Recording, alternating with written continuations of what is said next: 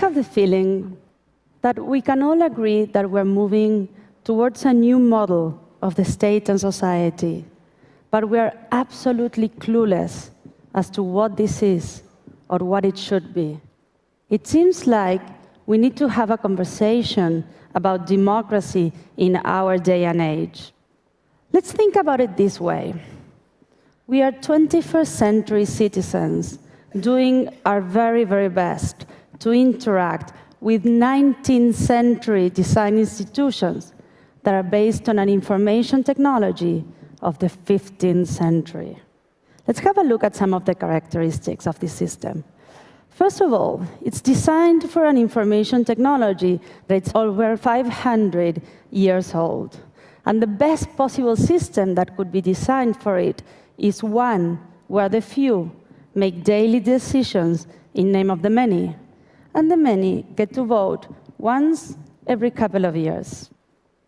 On the second place, the costs of participating in the system are incredibly high. You either have to have a fair bit of money and influence, or you have to devote your entire life to politics.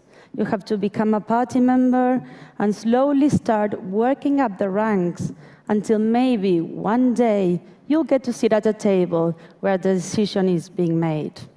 And last but not least, the language of the system, it's incredibly cryptic. It's done for lawyers, by lawyers, and no one else can understand. So it's a system where we can choose authorities, but we are completely left out on how those authorities reach their decisions.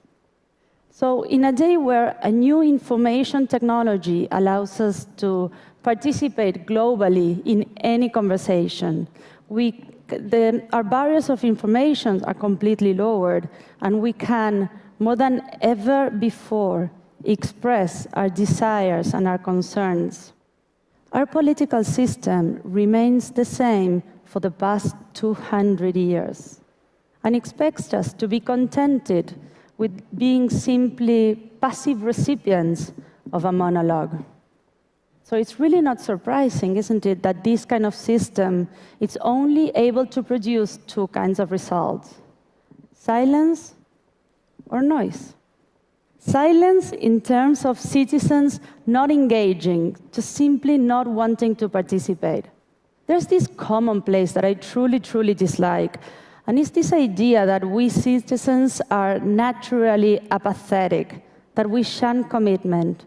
But can you really blame us for not jumping at the opportunity of going to the middle of the city in the middle of a working day to attend physically a public hearing that has no impact whatsoever?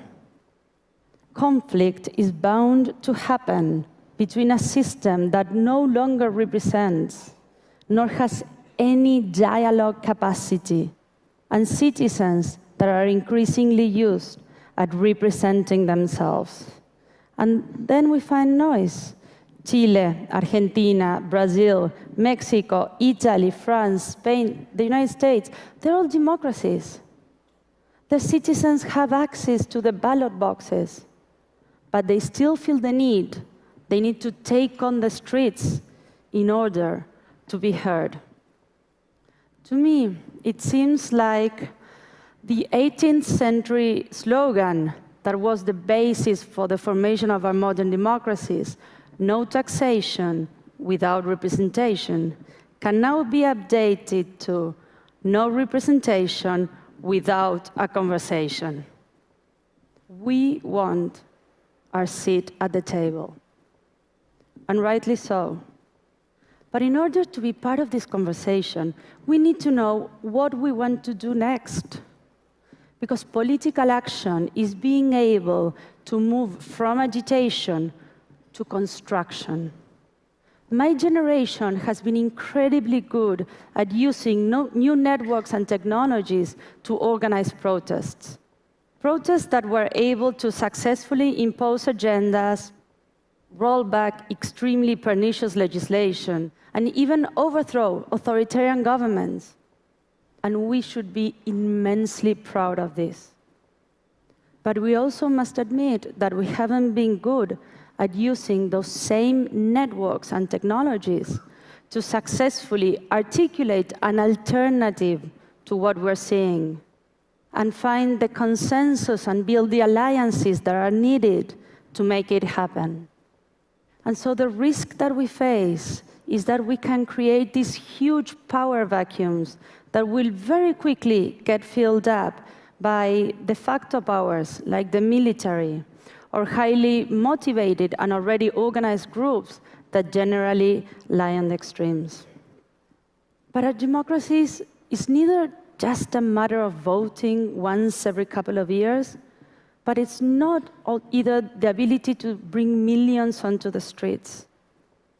So the question I'd like to raise here, and I do believe is the most important question we need to answer, is this one. If internet is the new printing press, then what is democracy for the internet era? What institutions do we want to build for the 21st century society? I don't have the answer, just in case. I don't think no one does. But I truly believe we can't afford to ignore this question anymore. So I'd like to share our experience and what we've learned so far, and hopefully contribute 2 cents to this conversation. 2 years ago, with a group of friends from Argentina, we started thinking, how can we get our representatives, our elected representatives, to represent us? Marshall McLuhan once said that politics is solving today's problems with yesterday's tools. So the question that motivated us was, can we try and solve some of today's problems with the tools that we use every single day of our lives? Our first approach was to design and develop a piece of software called DemocracyOS. DemocracyOS is an open source web application that is designed to become a bridge between citizens and their elected representatives, to make it easier for us to participate from our everyday lives. So first of all, you can get informed. So every new project that gets introduced in Congress gets immediately translated and explained in plain language on this platform. But we all know that social change is not going to come from just knowing more information, but from doing something with it. So better access to information should lead to a conversation about what we're going to do next. And DemocracyOS allows for that. Because we believe that democracy is not just a matter of stacking up preferences one on top of each other, but that a healthy and robust public debate should be, once again, one of its fundamental values.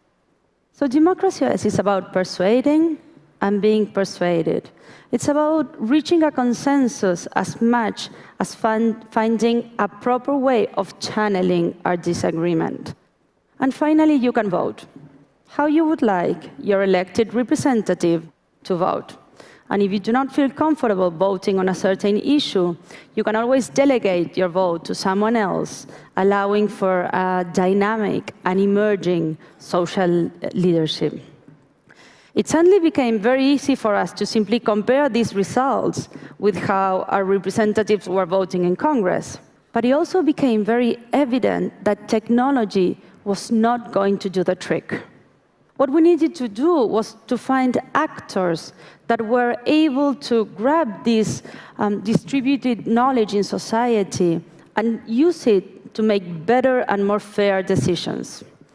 So we reached out to traditional political parties, and we offered them DemocracyOS. We said, look, here you have a platform that you can use to build a two-way conversation with your constituencies. And yes, we failed. We failed big time. We were, sent to play outside like little kids. Amongst other things, we were called naive. And I must be honest, I think in hindsight we were. Because the challenges that we face, they're not technological, they're cultural. Political parties were never willing to change the way they make their decisions. So it suddenly became a bit obvious that if we wanted to move forward with this idea, we needed to do it ourselves. And so we took quite a leap of faith, And in August last year, we funded our own political party, El Partido de la Red, or the Net Party, in the city of Buenos Aires. And taking an even bigger leap of faith, we ran for elections on October last year with this idea. If we want to sit in Congress, our candidates, our representatives, were always going to vote according to what citizens decided on DemocracyOS. Every single project that got introduced in Congress, we were going to vote according to what citizens decided on an online platform. It was our way of hacking the political system. We understood that if we wanted to become part of the conversation, to have a seat at the table, we needed to become valid stakeholders. And the only way of doing it is to play by the system rules.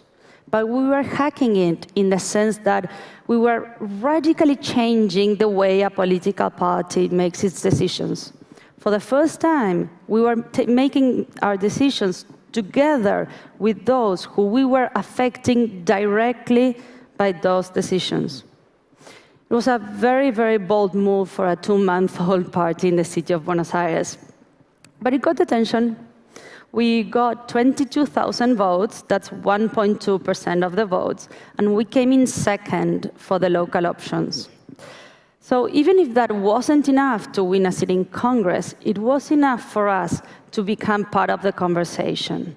To the extent that next month, where Congress as an institution is launching for the first time in Argentina's history a DemocracyOS to discuss with the citizens 3 pieces of legislation, 2 on urban transportation and 1 on the use of public space. Of course, our elected representatives are not saying, yes, we're going to vote according to what citizens decide, but they're willing to try. They're willing to open up a new space for citizen engagement, and hopefully they're willing to listen as well.